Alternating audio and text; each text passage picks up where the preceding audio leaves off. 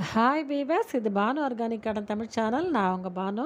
என் கூட சேர்ந்து ஸ்டார்ட் பண்ணுங்க அப்படின்னு சொல்லி கோவக்காய் செடிக்கு காய்கறி கழுவி அப்படியே புதைத்து காமிச்சிருப்பேன்.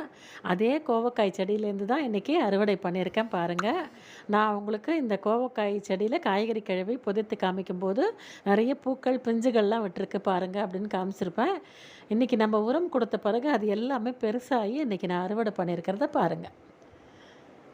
என் கூட சேர்ந்து ஸ்டார்ட் பண்ணுங்கள் இன்றைக்கி அப்படின்னு சொன்ன வீடியோவை இன்னொரு தடவை பாருங்கள். நிறைய பிஞ்சு பூக்கள்லாம் இருக்குது அப்படின்னு காமிச்சிருந்தேன். அந்த பூக்கள்லாம் ஒரு வாரம் கேப்பில் உங்களுக்கு காய்களாக இன்றைக்கி நான் அறுவடை பண்ணியிருக்கேன் பாருங்கள். இந்த மாதிரி காய்கறி கழிவை மட்டுமே கொடுத்து நம்ம கண்டிப்பாக கார்டனிங் சிம்பிளாக பண்ணலாம். மாதத்துக்கு 3 அறுவடை, 10-12 நாளைக்கு ஒரு அறுவடை நம்ம எடுத்துக்கிட்டே இருக்கலாம். இன்றைக்கி 1/4 கிலோவுக்கு மேலே எனக்கு கோவக்காய் கிடச்சிருக்கு. இதுக்கு நான் மண்புழு உரமும் போடலை. காசு கொடுத்து வெளியிலேருந்து ஆட்டு மாட்டு சாணம் எருவோ எந்த உரமும் நான் வாங்கி போடலை. வெறும் காய்கறி கழிவை மட்டுமே நான் உரமாக கொடுத்து தட்டு நிறைய எடுத்திருக்கேன் பாருங்கள். 1/4 கிலோ அளவுக்கு கோவக்காய், வழக்கம் போல் ஒரு கைப்பிடி பூக்கள், இதில் மல்லிகைப்பூ, ஜாதிப்பூ, சங்குப்பூ எல்லாமே இருக்குது. அல்மண்டா பூக்களும் இருக்குது. வெந்தயம் நான் விதைச்சிருக்கேன் அப்படின்னு ஒவ்வொரு ஷார்ட்ஸ்லேயும் உங்கள்கிட்ட காமிச்சிருந்தேன். விதைச்சதையும் காமிச்சேன், அது குட்டி குட்டியாக இருந்த செடிகளையும் காமிச்சேன். இன்றைக்கி நான் அறுவடையும் பண்ணிட்டேன். 4 கீரை பையிலையுமே வெந்தயம் தான் போட்டிருந்தேன். கீரை விதைகள் கொஞ்சம் வெளியில் வாங்க வேண்டியது இருக்குங்க. இன்னும் வாங்கலை. அடுத்தது நான் கீரை விதைக்கும் போது உங்களுக்கு திருப்பி காமிக்கிறேன். நானுமே ஒரு 100 பைக்குள்ளே தாங்க வச்சுருக்கேன். ஒரு சின்ன கார்டன் தான். இந்த பக்கம் பாருங்கள், ஒரு புடலங்காய் கொடி அந்த சிலிண்டர் மேலே ஏறிக்கிட்டே இருக்குது. இது தத்து செடி. காய்கறி கழிவுலேருந்து எனக்கு தானாகவே முளைச்ச செடி. இதுலேருந்து கூட நமக்கு ஒரு ஈல்டு சிறப்பாக கிடைக்கும்.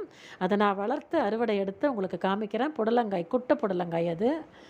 எவ்வளோ வெந்தயக்கீரை இருக்குது பாருங்கள். எல்லா கீரை பையிலையும் இன்னும் 2 கீரை பையில் அறுவடை பாக்கி இருக்குது. அதை ஒரு நாளைக்கு 2 நாள் கழித்து எடுத்துப்பேன்.